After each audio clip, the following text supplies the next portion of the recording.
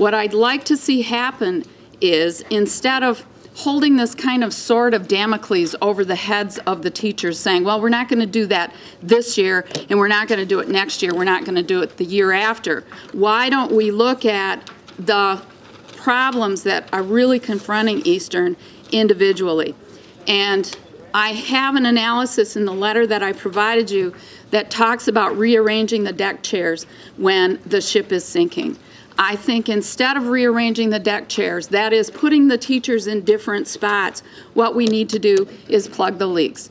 Plugging the leaks includes assuring appropriate staffing to address the issues that confront the diverse nature of the students in our school. We have a 10% English as a second language population. We have a 60% at-risk population. We have long-term subs who teach our students and, in effect, do not address the educational issues confronting those students. I am fortunate enough to be a part of the Big Red family. I am a teacher at Sexton High School. This is my 7th year. I am proud to teach in the special ed area, and I'm also, fortunately or unfortunately, the school improvement chair this year. I have welcomed the opportunity to work so closely with the administrators this year.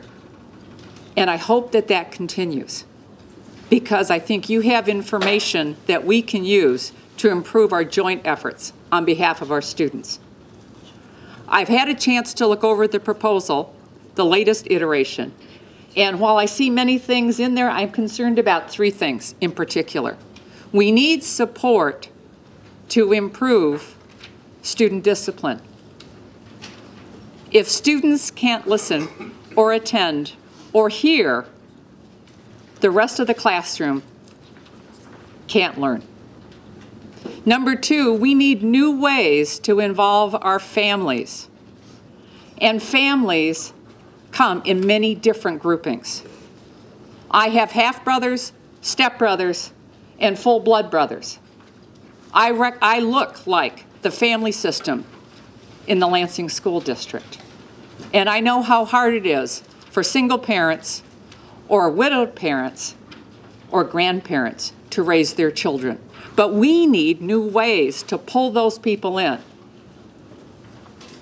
Without their support, our kids will not learn. And the third thing is, I was delighted to see in the proposal that we've added staffing. My concern is we have not cut down on class size. I work next door to a physics teacher. Fall semester, she saw 199 students a day. 1 to 40, approximately, a day. And so while I welcome additional help, additional staff, I ask you to consider where those additional staff need to be. I recommend, as you review the proposal, you consider what the national standards are for classrooms.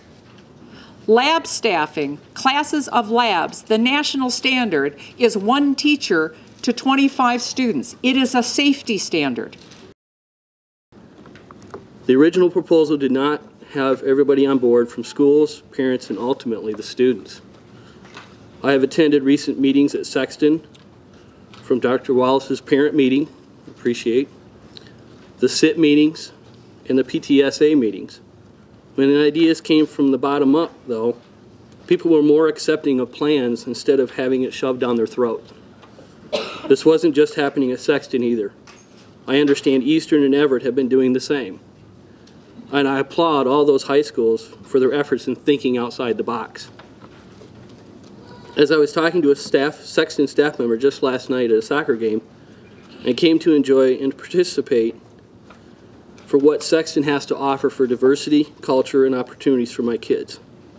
However, to have success, we need stability. I understand people want to move up for promotions or look for better jobs or just want to do something different.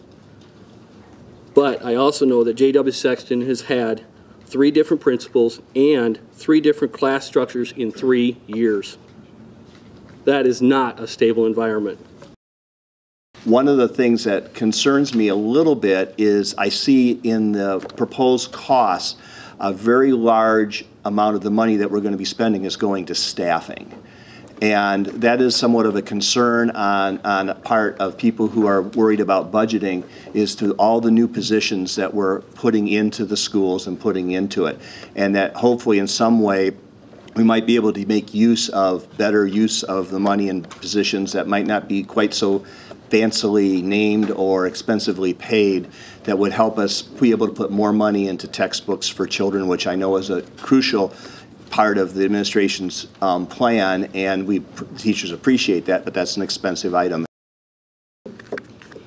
As I spoke at the last board meeting, go on record about the importance and significance of the staff of the Lansing School District, inclusive of the teachers, the administration, the board, all of the stakeholders coming together to move forward from where we were. Each day we move forward from where we were the day before. And the importance of us not forgetting where we were, but keeping our eye on where we're going and doing the things that need to be done to get us there. We've been talking a lot about the age of accountability and how we're going to be holding one another accountable. And that's fair. The accountability is a piece of the equation, but it shouldn't be construed to be the totality of the equation.